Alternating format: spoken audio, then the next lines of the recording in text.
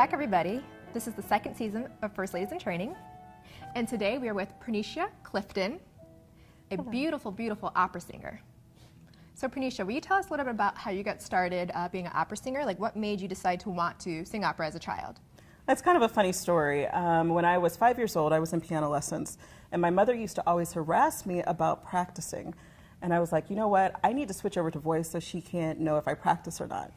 So I switched over to voice lessons and ended up getting with this amazing German teacher named Millicent Doherty, who had just immigrated to the States after marrying her American husband. And he built her this gorgeous studio in Independence, Missouri. And my first day of lessons, I told her, I said, I want to sing like Whitney Houston when I grow up. And she goes, let me hear you sing. So I go in and I sing this gospel piece, and she's like, okay. She said, no, you will not be Whitney Houston. But if you stick with me, you'll dine with kings and queens. Okay. And that was it. You didn't need to be Whitney. You needed to be yourself. Exactly. That's what she was trying to say, I guess. Okay, so tell me about your experience in opera, in the opera world. How long have you been doing it, and how has it been? Well, I've had some wins. I've had some losses. I've been in opera. My first professional gig was when I was 18. So we're talking almost 2 decades now. Okay. I will say that it is one of the most challenging careers there is. Okay. And I had a wonderful mother that told me from the beginning, go with the law of no. So for every 4 no's, you'll get 1 yes. So each time you get a rejection from a studio or from any kind of show, just remember your yes is on the way. And if it wasn't for that mindset, I think I would have given up after that first year after I graduated from undergrad. But I had great mentors and I had great vocal coaches along the way that just said, you don't have to be like anybody else. Mm-hmm. You're just going to be Prenicia. And when that right piece finds you, or when that right show finds you, you will know. That's beautiful. Mm-hmm. So it is difficult being an African American. You know, it's challenging to get opera houses to go outside their comfort zone and hire someone that maybe doesn't always look the part. But it's happening, and every year, you know, African Americans are growing, and minorities in general are growing in the opera field. But it takes work and it takes time. So if there is a young student who wants to be an opera singer, can you list like 2 or 3 things they should know, whether it's like what type of schooling they need or experience?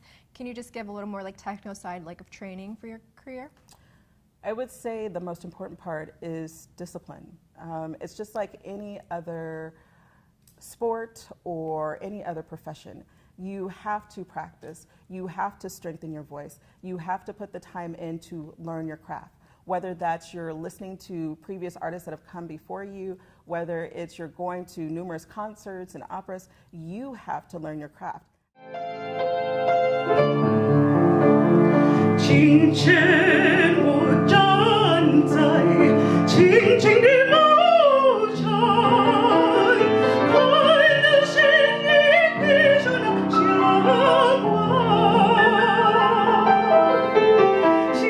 Tianlu is a very popular song in China. So they integrated it into a classical piece and also made it kind of into a story.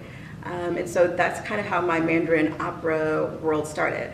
But I also did things like Jasmine Flower or Molihua, and then we also do the Weini Jingguo. So we did a lot of different Mandarin pieces that were written to kind of expose the Mandarin opera style.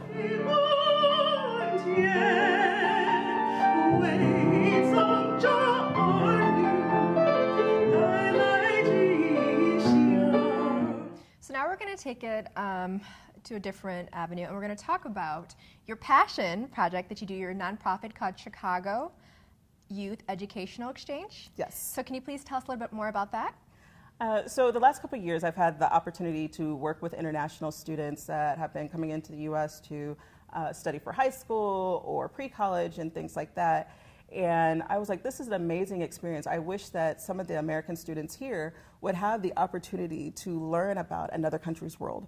I wish they would have that experience that I had the first time I went to China and saw that there was so much more to the world and so much more that I could learn about my personal craft if I was just exposed to it. So this program really focuses on cross-cultural exchanges. Okay. Last year we had about 100 students, 50 from here in Chicago and then 50 from China. And they basically exchanged their art techniques where they came to voice, dance, visual arts, it didn't matter.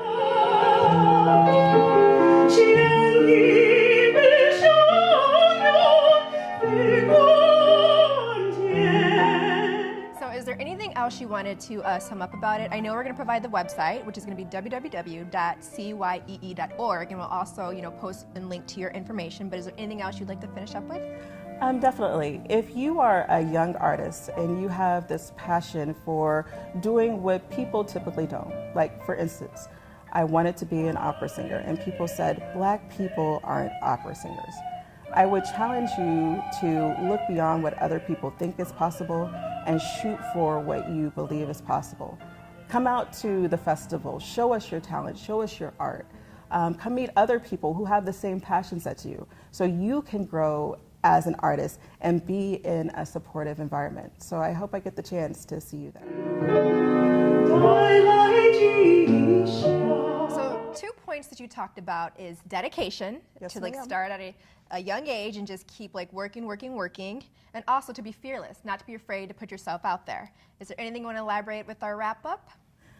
No, I think you summed it up. It's one of the hardest fields that you'll ever put yourself in. But you have to remember that you're doing it because you're passionate about it. And you're doing it because you want to share your passion with the world. Beautiful. Well, thank you. Okay, everybody, we'll see you next week. Have a good one. Thank you. Bye. Bye.